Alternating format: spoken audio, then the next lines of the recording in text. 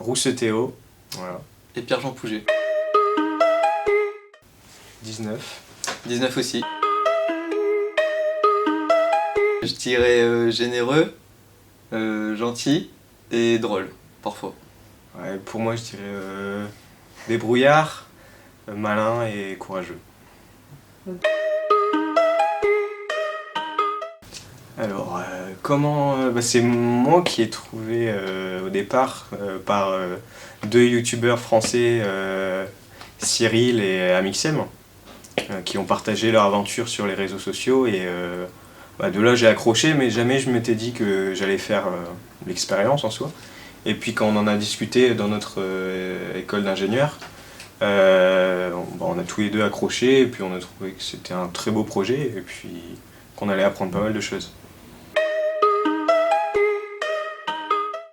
Arriver à la fin, Ouais, finir avec la voiture. d'arriver au bout de ce projet avec les gens qu'on connaît, de se débrouiller comme ça. Donc, voilà.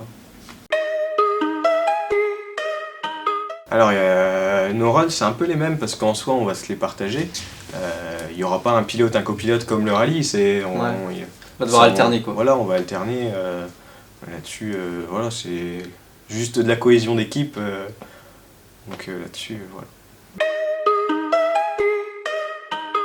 Alors, le 4L Trophy, on part de Biarritz avec une 4L jusqu'au Maroc. Donc, on va au Maroc pour déposer des fournitures scolaires pour les enfants défavorisés. Et sportif.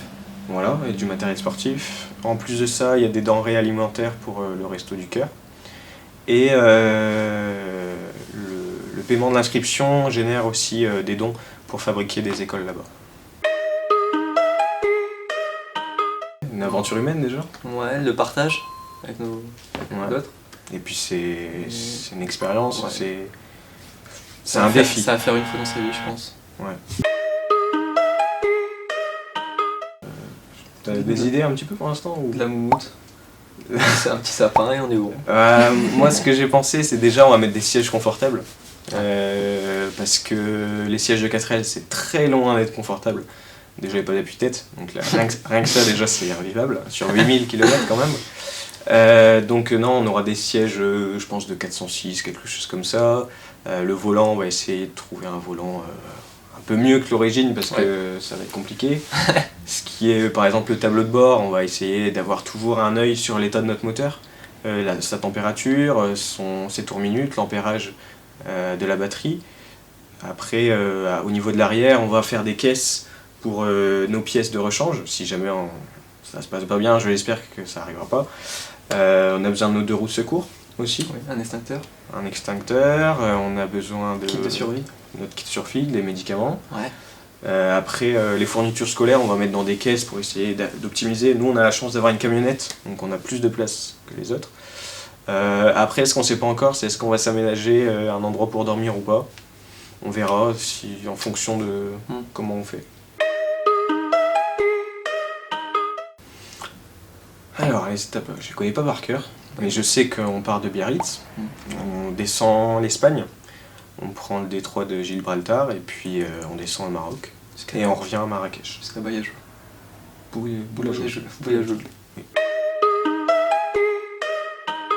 Ben, nous, on en a beaucoup plus parce qu'on doit déjà faire Wormhout-Biarritz, ça fait déjà 1000, Puis remonter. et remonter 1000 en plus. Donc, Ouais. en soi, il y en a 6000, mais nous, on en fait 8000. Alors, c'est les Enfants du désert. Voilà. C'est une association qui a pour but de construire, que ce soit à la fois des écoles ou des puits, dans les villages défavorisés du sud du Maroc, avec la participation. Ouais, et puis ils organisent plein de raids, il n'y a pas que le 4L Trophy. Donc c'est une association très vivante, et puis qui est très bien gérée et très actuelle, je trouve. Alors, de mon côté, ce que j'aimerais ramener en plus des fournitures scolaires, c'est des petits jouets. On a reçu quelques des petits sachets de Lego, des petits trucs comme ça. Des denrées qui périmeront pas. Par exemple, on a déjà reçu des petits gâteaux, des petits biscuits, des bonbons. Ça, Oui, si on pouvait en trouver encore un petit peu plus pour les enfants, je pense que ça serait chouette. Ouais. Comme je l'ai dit, actuel, parce qu'ils sont vifs sur les réseaux et tout ça. Après, je dirais que humanitaire, forcément. Et puis, qu'est-ce que je pourrais dire? Connectés. Parce qu'en vrai, ils sont vraiment présents sur les réseaux sociaux, Ouais, je trouve. ouais. Ouais, actuels. Ouais, voilà. Peut-être une fois là-bas, plein milieu du Maroc, ça sera peut-être un peu plus compliqué qu'au début, mais bon, il n'y aura plus de retour possible, donc va falloir le faire, quoi. Tout est suivi sur notre page Facebook ICAM Riders. Donc ICAM Riders, c'est notre association qu'on a créée pour réaliser ce rallye, ce projet humanitaire, voilà. Donc surtout notre page Facebook. Après, il y a mon Instagram personnel, porchaste.911, où là, je remercie les sponsors qui participent. Et il y a aussi le même suivi que sur Facebook, mais sur ma page Instagram. Et puis, qu'est-ce qu'on a? On a notre adresse mail, si jamais vous seriez intéressé de nous contacter pour nous proposer quoi que ce soit matériel ou bien financier. On est ouvert à toute proposition. Ouais, ici. Cliquez.